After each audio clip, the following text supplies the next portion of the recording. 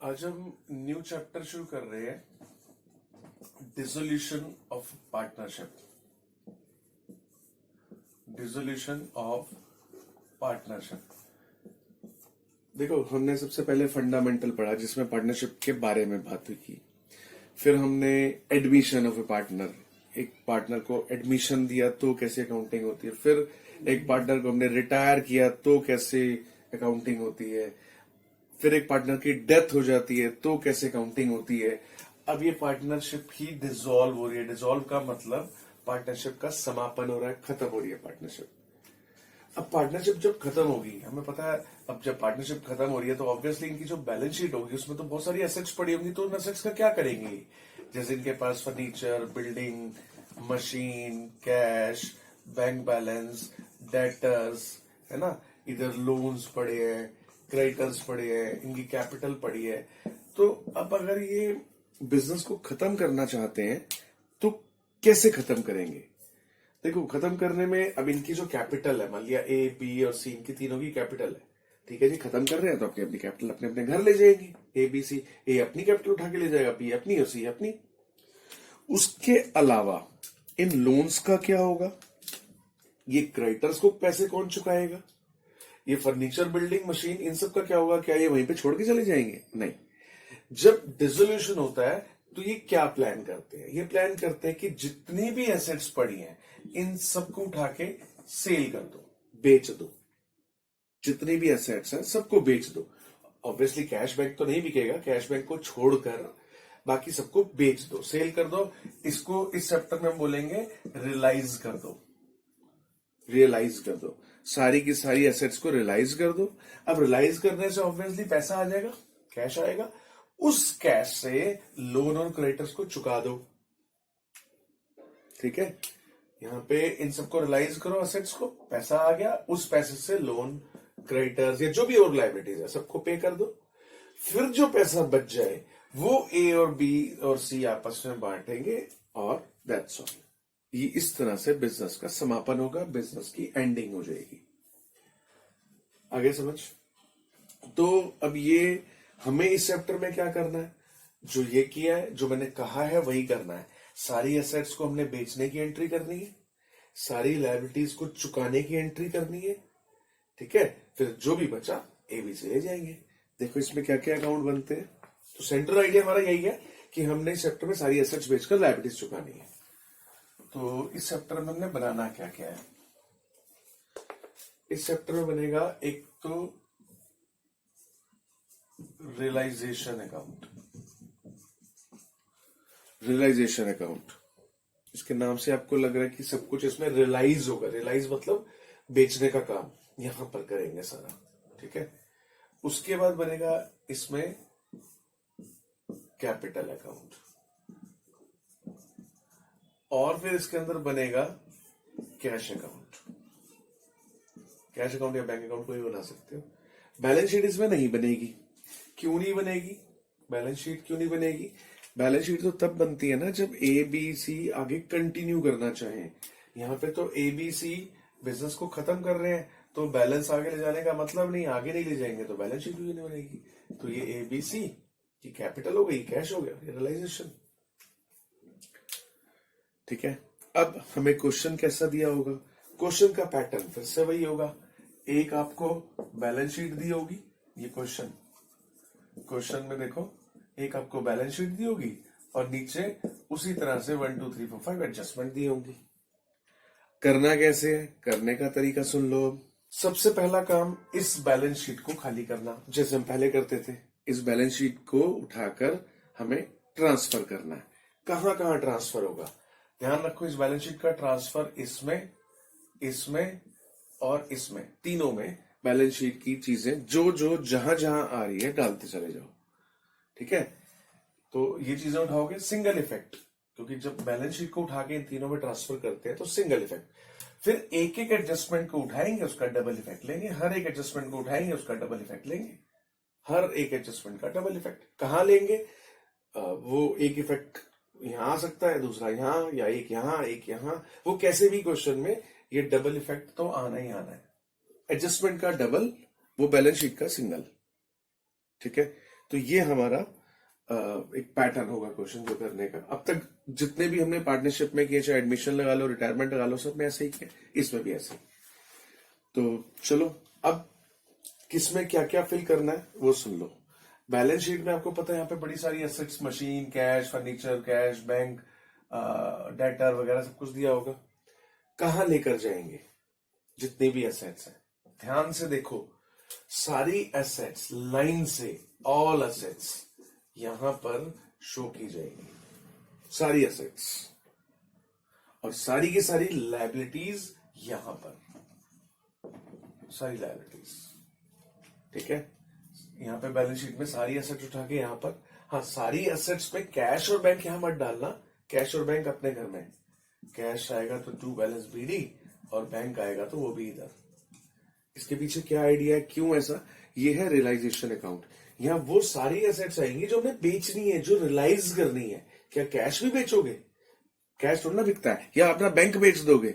नहीं, जो bank balance है वो तो हमारा है ही है, इसलिए ये यहां नहीं लिखते हैं। बाकी जो बिकने वाली चीजें है ना, बिकने वाली जैसे मैं यहां पे लिख देता हूं कैसे, मशीन आएगी यहां पर, फर्नीचर अगर क्वेश्चन में लिखा है यहां पर, अगर डेटर में यहां लिखे हैं, अगर और बिल्डिंग है, ठीक है, ये सारी चीजें यहां पर। मैं एग्जांपल भी ले लेता हूं, ये 10,000 है, ये 20,000, ये 30,000, ये 40,000। तो देखो सारी एसेट्स हमने खाली कर दी। एसेट साइड क्या होता है, एसेट साइड पे furniture, building, machine, cash, bank, debtor, ये सब ना। देखो सारी एसेट्स यहां, कैश, बैंक यहां, एसेट साइड फ्री हो गई। अब आ जाओ, ये लायबिलिटी साइड होती है। लायबिलिटी साइड में क्या क्या मिलेगा तुम्हें? सबसे पहले तो कैपिटल मिलेगी आपको, कैपिटल अपने अकाउंट में, बाय बैलेंस बीडी, 2 पार्टनर 2 और 3 पार्टनर 3, कैपिटल यहां आ गई। अच्छा, जनरल रिजर्व भी पड़ा हो सकता है। जनरल रिजर्व का हमेशा से हम जानते आए हैं, जनरल रिजर्व हो, P&L हो, वो यहां बढ़ जाएगा। ठीक है, जनरल रिजर्व वगैरह सब यहां पर। अच्छा, अगर P&L देखो बैलेंस शीट में एसेट साइड पे पड़ा तो लॉस है, वो लॉस यहां आ जाता है, पता ही है तुम्हें, लॉस यहां। एडवर्टीजमेंट सस्पेंस अकाउंट पड़ा है, वो तो आपको पता ही है, यहाँ पे आ जाता है ना, to advertisement suspense account, to P&L, अगर लॉस है तो यहाँ, ये तुम पहले भी करते आए हैं। और क्या हो सकता है यहाँ पर, लायबिलिटीज में क्रेडिटर्स पड़े हो सकते हैं। तो मैंने कहा ना सारी लायबिलिटीज, यहाँ सारी लायबिलिटीज में क्या क्या, क्रेडिटर्स हो सकते हैं, बैंक लोन हो सकते हैं, आउटस्टैंडिंग एक्सपेंस हो सकते हैं। तो ये सारी की सारी लायबिलिटीज यहाँ, सारी लायबिलिटीज यहाँ डालते वक्त ध्यान रखना, अगर यहाँ पर पार्टनर्स लोन लिखा है वो यहां नहीं आता, वो डायरेक्टली पे हो जाता है। पार्टनर्स लोन वो यहां, एग्जाम्पल यहां पर लायबिलिटीज का एग्जाम्पल दे रहा हूं। यहां पर लिखा है A is capital, B is capital, C is capital, और लिखा है क्रेडिटर्स, और लिखा है बैंक लोन, और लिखा है एज लोन। ये लायबिलिटी साइड है। देखो एबीसी की कैपिटल मैंने बताई यहां आ जाएगी, और लिखा है यहां पर जनरल रिजर्व। चलो तो अब देखो ए बी सी की कैपिटल है, कैपिटल तो कैपिटल में आ जाएगी, क्रेडिटर्स यहां आ गए, बैंक लोन मैंने कहा सारी लायबिलिटीज यहां, क्योंकि रियलाइजेशन में हर वो चीज आती है जिसे हमने बेचना है।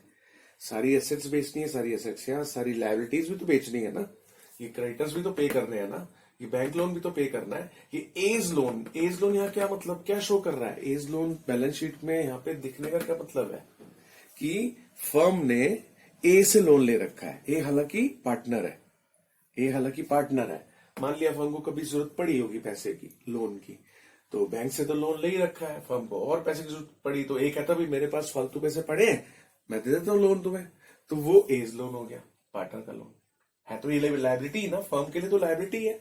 फर्म को तो जैसे बैंक का चुकाना है लोन, ऐसे ए का लोन चुकाना है। तो मैं यहाँ पे अब आपको एक बात बता रहा हूं कि सारी लायबिलिटीज यहां रखना, लेकिन पार्टनर का लोन यहां मत दिखाना। पार्टनर का लोन डायरेक्टली यहां पर कैश के थ्रू पे कर दो, ये बात ध्यान रखना। ठीक है, मतलब कहने का ये है कि यहां पर सारी की सारी आउटसाइडर्स लायबिलिटी आती है, आउटसाइडर्स लायबिलिटी जो हमने बाहर वालों की देनी है। ये तो ए बाहर वाला तो नहीं है ना, है तो लायबिलिटी, बाहर वाला नहीं है ना, इसलिए यहां पर ठीक है, तो ये समझ लो कि हमने पूरी बैलेंस शीट को ट्रांसफर कर लिया, पूरी बैलेंस शीट ये खाली हो गई। यहां पर समझ में आ गई होगी ये बात। फिर से मैं एक बार रिव्यू कर देता हूं पूरी बैलेंस शीट। सारी एसेट्स यहां कैश बैंक छोड़कर, सारी एसेट्स कैश बैंक, सारी लायबिलिटी यहां जो आउटसाइडर की लायबिलिटी है, क्रेडिटर्स, बैंक लोन जो बाहर वालों का देना है वो यहां, और कैपिटल यहां, जनरल रिजर्व वगैरह जो बटने वाली चीजें हैं वो यहां, जनरल रिजर्व हो गया, P&L बटने वाला है, प्रॉफिट है यहाँ। अगर P&L लॉस वाला है, असेट साइड वाला है, लॉस वाला P&L वो यहाँ, कोई एडवर्टीजमेंट सस्पेंस कोई लॉस दिख रहा है बैलेंस शीट में यहाँ, ठीक है। और सारी लायबिलिटीज यहाँ डालते वक्त मैंने कहा था आउटसाइडर लायबिलिटी डालना, कोई इनसाइडर लायबिलिटी है अगर, जैसे एज लोन है, पार्टनर का लोन, तो यहां सारी बैलेंस शीट हमने खाली कर दी। अब आते हैं डबल इफेक्ट पे। डबल इफेक्ट कैसे? इसमें भी जैसे मैंने यहाँ एग्जांपल में अमाउंट लिखे, यहाँ भी अमाउंट लिख लेता हूं। जैसे कि क्रेडिटर्स हैं 40,000 रुपए के, बैंक लोन है 1 लाख, आउटस्टैंडिंग एक्सपेंस 20,000। तो ये सब क्वेश्चन हमने बता दिया।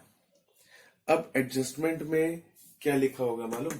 एडजस्टमेंट में लिखा होगा कि जो मशीनरी है ना 10,000 रुपए की, एडजस्टमेंट लिखा होगा कि जो मशीनरी 10,000 रुपए वाली है वो 12 में बेच दी।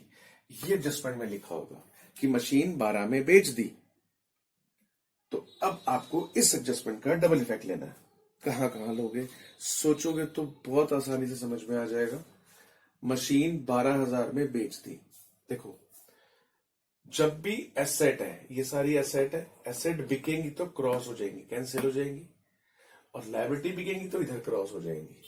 देखो, अभी फिलहाल मैं मशीनरी की बात कर रहा हूं। ये जो मशीनरी 10,000 रुपए की है, क्वेश्चन में लिखा है जी ये मशीनरी 12 की बेच दी। डबल इफेक्ट सोचना है हमें। क्यों डबल इफेक्ट सोचना है? मैंने कहा था हर एक एडजस्टमेंट का डबल इफेक्ट होगा। एडजस्टमेंट जहां भी आएंगी 2 बार आएंगी। तो एडजस्टमेंट में लिखा है मशीनरी 10 की 12 में बेच दी। देखो, एक बार तो 12,000 रुपए यहां, मैंने कहा था ना असेट्स बिकेंगी तो क्रॉस हो जाएंगी, सारी असेट्स बिकेंगी तो क्रॉस। एक बार 12,000 यहां। अब सोचो, अगर मैंने मशीनरी 12,000 रुपए की बेच दी तो ऑब्वियसली 12,000 कैश भी तो आएगा। और कैश किस तरफ आता है? ये डेबिट साइड है, कैश इधर बढ़ता है इधर घटता है। तो एक तरफ तो मशीनरी बिक गई 12 की, और दूसरी तरफ 12,000 रुपए कैश आ गया। अब मैं लिखूंगा क्या पर्टिकुलर्स में? यहां और यहां क्या लिखूं? इसका डबल इफेक्ट क्या है? कैश में ना, इसलिए कैश। ब्रैकेट में लिख दो मशीनरी बेच दी। इस 12,000 का डबल इफेक्ट क्या है? रियलाइजेशन में, तो यहां लिख दो रियलाइजेशन। ब्रैकेट में क्या लिखूं? मशीनरी, क्योंकि मशीनरी बेच के आया ना ये। बस हो गया डबल इफेक्ट। आगे देखो, लिखा है जी फर्नीचर 20,000 रुपए का है। क्वेश्चन में यहां तो फर्नीचर का है। एडजस्टमेंट नंबर 2 लिखी जी फर्नीचर 18,000 में बिक गया, या 19,000 में बिक गया। फर्नीचर 19,000 में बिक गया, तो क्या करूंगा मैं? ये 20 है ना, फर्नीचर 19,000 में बिक गया, 19 यहां, और मैंने कहा था जब बिकेगा तो क्रॉस तो करना ही आपको। ये फर्नीचर यहां दिख रहा है, क्रॉस कर दो, 19 का बिक गया। और डबल इफेक्ट कहां? 19 कैश भी तो आ गया आपके पास, टू रियलाइजेशन फर्नीचर। इसका डबल इफेक्ट क्या है? रियलाइजेशन में ना, इसलिए टू रियलाइजेशन। इसका डबल इफेक्ट क्या है? कैश में ना, इसलिए बाय कैश। ब्रैकेट में लिख सकते हो फर्नीचर। अब तुम कहोगे सर ये 20,000 का 10,000 की चीज है, ठीक है जी, 12,000 में बेची, हमने 12 दिखा दिया, तो 2,000 एक्स्ट्रा क्यों दिखा रहे हैं हम? 2,000 मतलब 10 की चीज है, 12 में बेची, तो हम 2,000 क्यों दिखा रहे हैं? यार जैसे 20 की फर्नीचर है, 19 का बेचा तो 1,000 कहां गया? अब आप कहोगे 20,000 का फर्नीचर है, 19 में बेचा तो 1,000 कहां गया? देखो, इसका नाम है रियलाइजेशन अकाउंट। रियलाइजेशन अकाउंट का मतलब जो चीज जितने में रियलाइज हो रही है, हमें वो वैल्यू दिखानी है। प्रॉफिट लॉस नहीं दिखाना, हमें वो वैल्यू दिखानी है जो चीज जितने में रियलाइज हो रही है। जब हम इस अकाउंट को टैली करेंगे, अब तुम कहोगे सर ये 2,000 रुपए एक्स्ट्रा में बेचा है, ये 1,000 रुपए कम में बेचा है, तो वो क्या? देखो, जब इस अकाउंट को टैली करेंगे तो टैली करने पे जो बैलेंसिंग फिगर आएगी ना, वो प्रॉफिट और लॉस निकलेगा। यानी कि जो 2,000 रुपए प्रॉफिट आपको दिख रहा है ना कि 10 की चीज 12 में बेची तो 2,000 रुपए प्रॉफिट कहां है, दिखाया कहां है, या ये लॉस कहां दिखाया है? जब हम इसका निचोड़ निकालेंगे, जब हम इसको टैली करेंगे, तो वो जो चीजें एक्स्ट्रा होगी ना, 2,000 प्रॉफिट दिख रहा है, 1,000 का लॉस दिख रहा है, वो सब इकट्ठा प्रॉफिट लॉस हमें यहां पर बैलेंस जब निकालेंगे तो उस फॉर्म में मिल जाएगा। तो हमें अभी उस प्रॉफिट और लॉस की टेंशन नहीं लेनी है। आगे समझ में? इस अकाउंट को जब मैं टैली करूंगा तो टैली में जो बैलेंस आएगा ना वो प्रॉफिट लॉस होगा, यानी कि जो छोटे छोटे प्रॉफिट दिख रहे हैं ना, 10 की चीज 12 में, 2 का प्रॉफिट, 1 का लॉस, वो सब मर्ज होके इकट्ठा अमाउंट मुझे प्रॉफिट लॉस के फॉर्म में मिलेगा। इसलिए इस अकाउंट का नाम है रियलाइजेशन अकाउंट। आपको सिर्फ कितने में रियलाइज हुई है उस चीज पे ध्यान देना, प्रॉफिट लॉस पे ध्यान नहीं देना, वो अपने आप निकलेगा। आगे जैसे डेटर 30,000 रुपए के, क्वेश्चन में लिखा है कि डेटर जो थे वो 20,000 रुपए देके खत्म हो गए, 20,000 में सेटलमेंट हो गई, यानी कि 30 की चीज कितने बिक गई, 20 में। तो एक तो क्रॉस करना ही है, 20,000 यहां और 20,000 यहां। इसका डबल इफेक्ट कहां है, रियलाइजेशन में, तो टू रियलाइजेशन ब्रैकेट में डेटर लिख लो। इसका डबल इफेक्ट कहां है, कैश में, तो बाय कैश ब्रैकेट में डेटर लिख लो। ऐसे बिल्डिंग 40 की है, अगली एडजस्टमेंट बिल्डिंग 40 लिखा जी 60 में बिक गई, भेज दो बिल्डिंग 60,000 में। अच्छा एक चीज और, मान लिया ये जो बिल्डिंग है 40 की, क्वेश्चन में लिखा है ये बिल्डिंग 40 की ए कह रहा है मेरे को दे दो, मैं ले लेता हूं 60,000 में। 40 की बिल्डिंग ए कह रहा है मैं रख रहा हूं 60,000 रुपए में, तो डबल इफेक्ट क्या होगा, एक तो बिल्डिंग 60,000 की बिकी है, क्रॉस तो होनी है। ये तो बात आप बस कसम खा लो कि अगर एसेट्स बिक रही है तो क्रॉस होनी है, लायबिलिटी जब बेचेंगे तो उसको भी क्रॉस करेंगे, ये तो करना ही करना है। तो बिल्डिंग 40 की है, क्वेश्चन में लिखा है 60,000 रुपए में, कैश नहीं बिकी, ए कह रहा है जी 60,000 की बिल्डिंग मैं ले रहा हूं। तो एक तरफ तो 60,000 यहां आ गया और दूसरा ए में आ जाएगा, डेबिट में या क्रेडिट में। अब सोचने वाली बात ये है, ठीक है यहां क्वेश्चन में लिखा है ए ने ले ली 60,000, तो ठीक है कैश की जगह ए में आएगा, लेकिन यहां आएगा कि यहां आएगा। सोचो कि ए अगर बिल्डिंग ले लेगा तो हम उसकी कैपिटल को कम करेंगे या बढ़ा देंगे। अगर आप सोच रहे हो कि उसकी कैपिटल को बढ़ा दिया जाएगा तो आप गलत सोच रहे हो। वो क्यों भाई, ए बी सी तीनों पार्टनर है, ए फर्म की चीज उठा के घर लेके जा रहा है तो उसकी कैपिटल को और बढ़ा देंगे, ले और पैसे ले हमसे, नहीं, उसकी कैपिटल को कम कर दिया जाएगा कि भाई तू फर्म की 60,000 रुपए की चीज ले गया है तो तेरा जो भी फर्म में हिसाब किताब बनता है उसमें तेरे 60 कम कर दिए जाएंगे। समझ में आ गया? जैसे मान लिया आप और मैं पार्टनर है, हम दोनों बिजनेस कर रहे हैं, मैं बिजनेस की कोई चीज उठा के घर ले जाता हूं तो तुम क्या करोगे, मेरा जो भी हिसाब किताब है उसमें मेरे माइनस कर दोगे ना। भाई तू फर्म की कोई चीज उठा के ले गया तो आपके पैसे कटेंगे, ये नहीं कि और फर्म की चीज भी ले जाओ और पैसे भी लो और बढ़ा देते हैं, ऐसा थोड़ा ना होगा। तो इसलिए अगर ए बिजनेस की बिल्डिंग कह रहा कि मेरे नाम कर दो, मैं ले रहा हूं, तो एक तरफ यहां आ गया और एक तरफ एक है डेबिट में। डेबिट में का मतलब ये डेबिट साइड या क्रेडिट साइड, कैपिटल हमेशा डेबिट में कम होती है और क्रेडिट में बढ़ती है। तो ए अगर फर्म की बिल्डिंग लेके जा रहा है उसकी कैपिटल कम कर दिया जाएगा। लिखेंगे क्या, इसका डबल इफेक्ट कहां है, रियलाइजेशन में ना, टू रियलाइजेशन ब्रैकेट में बिल्डिंग डाल सकते हो, और बाय इसका डबल इफेक्ट कहां है, ए इज कैपिटल ना और ब्रैकेट में बिल्डिंग। समझ में आ गया? अगर ए की जगह बी कहता जी मैं लेके जा रहा हूं बिल्डिंग, तो ठीक है जी यहां बी कैपिटल कर देते और बी में डाल देता, बी की कैपिटल कम कर देते। सी कहता नहीं मैं लेके जा रहा हूं, ये जो फर्नीचर कैश हमने 19,000 में बेचा है, अगर क्वेश्चन में लिखा होता है फर्नीचर कैश में नहीं बिक रहा, ये फर्नीचर जी सी ले रहा है, तो मैं क्या करता, ये 19,000 फिर कैश में थोड़ी ना आता, यहां तो आता ही आता, क्योंकि एसेट है इधर, अगर एसेट जा रही है बिकेगी तो क्रॉस तो करनी है, यहां तो आएगा 19। फिर 19 अगर लिखा होता सी लेके जा रहा है, ये फर्नीचर अपने घर में लेके जा रहा है, तो फिर कैश तो नहीं आता ना, फिर तो सी कैपिटल में डालता मैं। आगे समझ? इसका मतलब अब आपको मैंने यहां 2 बातें बताई हैं कि जब भी एसेट बिकेगी, ये एसेट बिकेगी, ये एसेट इधर बिक रही है ना तो वो कैसे बिकेगी, 2 तरह से, या तो एसेट बिकेगी कैश के थ्रू या वो एसेट बिकेगी कैपिटल के थ्रू। सिंपल सी बात, बिकनी तो है ही है। ये तो है नहीं कि अगर फर्म डिसॉल्व हो रही है तो वो एसेट्स को वहीं सड़क पे छोड़ के चले जाएंगे, ऐसा तो नहीं करेंगे ना। एसेट्स को कुछ ना कुछ तो ठिकाने लगाना ही पड़ेगा, या तो भाई कबाड़ी को बेच दो, किसी को बेच दो, नहीं तो पार्टनर आपस में कहेंगे कि अच्छा मैं लेके जा रहा हूं, मेरे पैसे कम कर दो इतने, है ना। तो इसलिए ये जितनी भी एसेट है, डबल इफेक्ट देख लिया आपने, इनका डबल इफेक्ट, ये एसेट सी, तो डबल इफेक्ट लेंगे, एक तो क्रॉस यहां आ गई और दूसरा या तो पार्टनर में या कैश में, कहीं भी, ठीक है।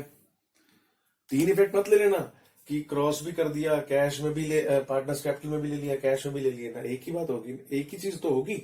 मशीन या तो कैश से बिकेगी या मशीन ए लेगा, एक ही बात होगी ना इन दोनों में से। चलो, तो ये तो हमने सारी एसेट्स को ठिकाने लगा दिया।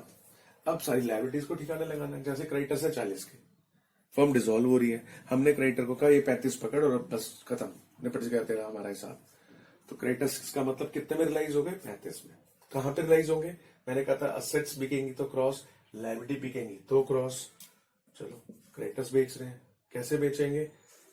कैश, क्रेडिटर्स को हमने पे कर दिया ना, 40 वालों को कहा भी ये 35 पकड़ और जा, तो एक तो 35 यहां आ गया, क्रॉस तो होना ही है बिकेगा तो, और दूसरा 35 दे दिया ना, कैश चला गया ना, तो कैश गया 35। मैंने बताया कैश आता इधर है और जाता इधर है, फिर कैश माइनस होता है। इसके आगे क्या लिखूं? इसका डबल इफेक्ट कहाँ है? रियलाइजेशन में ना, इसलिए रियलाइजेशन ब्रैकेट में क्रेडिटर्स। इसका डबल इफेक्ट कहाँ है? कैश में ना, इसलिए कैश। देखो फिर से डबल इफेक्ट हो गया।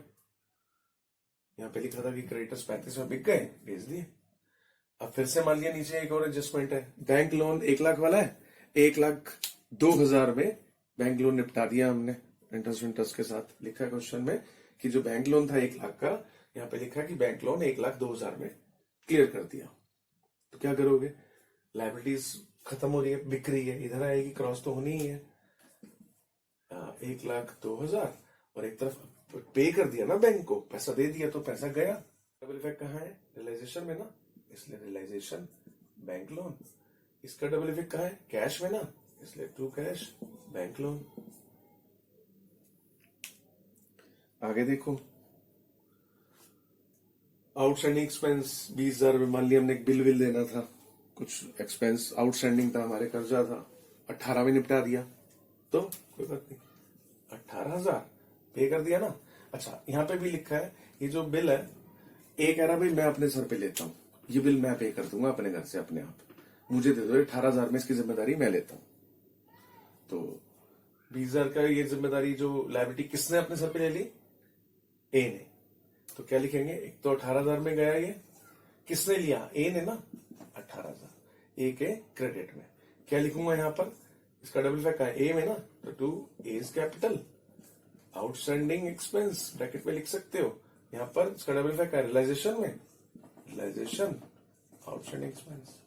फिर से मैंने वही किया, यानी कि लायबिलिटी भी वही काम है, या तो कैश के थ्रू पे हो जाएगी, ये कैश के थ्रू पे हो रहा था, ये कैश के थ्रू पे हो रहा था, या फिर वो लायबिलिटी कोई ना कोई पार्टनर टेक ओवर करेगा। अब तुम कहोगे लायबिलिटी को टेक ओवर कर रहा है तो उसकी कैपिटल को बढ़ाया क्यों जा रहा है? फिर से सोचो, आप और मैं पार्टनर है, हम दोनों बिजनेस कर रहे हैं।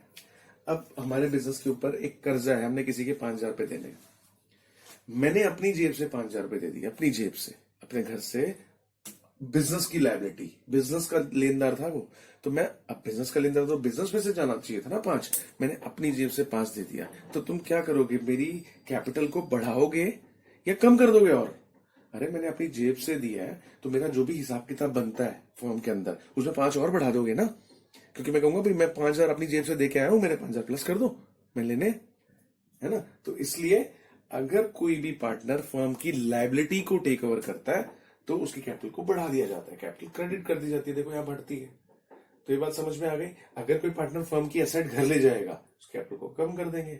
अगर कोई पार्टनर फर्म की लायबिलिटी अपने सर पे ले लेगा, उसकी कैपिटल को बढ़ा देंगे। ठीक है, तो इसका मतलब यहां से आपको अब ये बात भी प्रूव होगी कि लायबिलिटी क्रॉस तो होनी ही है, तो इसका डबल इफेक्ट कहां आएगा? सोचने वाली बात ये है, एक इफेक्ट तो हमें पता है क्रॉस, इसका भी एक इफेक्ट हमें पता था क्रॉस, इसका भी एक इफेक्ट तो पता है क्रॉस, दूसरा इफेक्ट कहां आया? बहुत सिंपल सा फंड है। दूसरा इफेक्ट, अगर ये कैश से रिलाइज हुई है तो कैश में, पार्टनर से रिलाइज हुई है तो पार्टनर में। बस समझ में आ गया। तो ये सारी एसेट बेच दो, सारी लायबिलिटीज बेच दो। अब लास्ट में प्रॉफिट और लॉस निकाल लेते हैं। देखो, जो चीजें फालतू में बिक रही थी, कम में बिक रही थी कुछ, तो उसका कुछ ना कुछ तो बैलेंस निकलेगा ना, वो बैलेंस प्रॉफिट और लॉस की फॉर्म में निकलेगा। प्रॉफिट और लॉस तो बहुत सिंपल सी बात है। एक चीज और अभी मैं बता दूं आपको,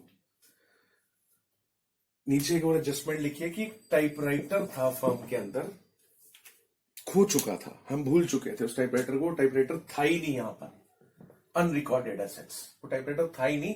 अब पता लगा जब फर्म बेच रहे हैं ना, खत्म कर रहे हैं सब कुछ, तो पता लगा स्टोर में कहीं दबा पड़ा है एक टाइपराइटर 500 रुपए का है, बिक गया। इसे क्या कहेंगे?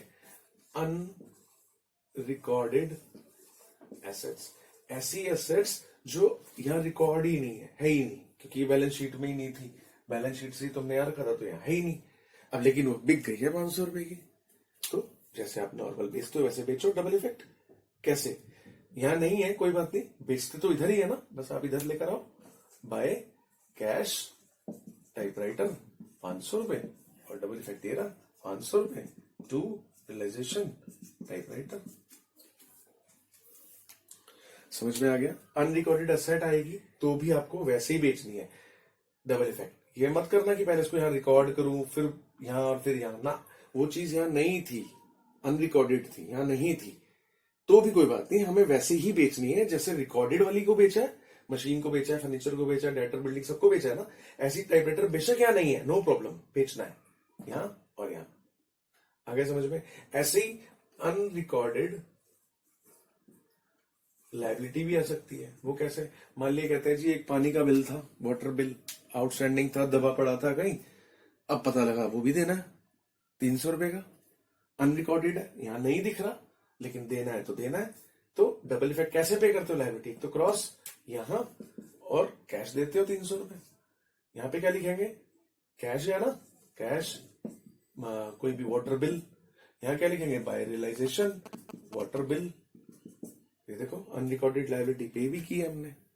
तो अनरिकॉर्डेड एसेट्स वैसी जैसे एसेट यहां बिकती है और कैश से, अनरिकॉर्डेड लाइबिलिटी भी वैसे। ठीक है, तो अब इसको जब हम इसमें से सब माइनस करेंगे तो या तो प्रॉफिट निकलेगा या लॉस निकलेगा। प्रॉफिट निकलेगा तो इस तरफ आएगा तो प्रॉफिट है, 2 में या 3 में बढ़ जाएगा ना, एबीसी में प्रॉफिट लॉस एबीसी में बढ़ जाएगा। यहां अगर प्रॉफिट निकला तो आप यहां निकालने के बाद कहां लेके जाते हो? उससे एबीसी को बांट देते हो ना प्रॉफिट को, तो ए बी और सी, यहां पे प्रॉफिट आ गया।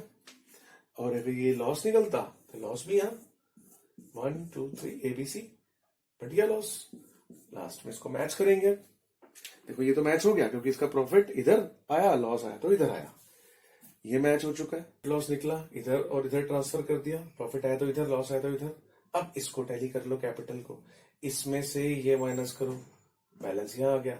हो सकता है ये साइड बढ़ी हो तो बैलेंस यहां आ जाएगा, तो कहीं भी बैलेंस आ सकता है। इधर बैलेंस आया तो टू कैश, इधर बैलेंस आया तो बाय कैश।